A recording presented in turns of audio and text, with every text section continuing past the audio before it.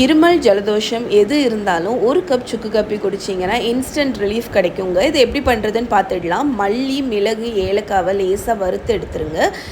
சுக்கை வந்து மிக்சியில் போட்டு பவுடர் பண்ணி அதில் இந்த வறுத்ததையும் போட்டு நல்லா பவுடர் பண்ணி ஒரு பாட்டிலில் ஸ்டோர் பண்ணி வச்சுடுங்க. இப்போ கருப்பட்டி சிரப்புக்கு கருப்பட்டி தண்ணி சேர்த்து நல்லா கொதிக்க விடுங்க. அதுக்கப்புறமா வடிகட்டி ஒரு பாட்டிலில் ஊற்றி ஃப்ரிட்ஜில் வச்சுடுங்க.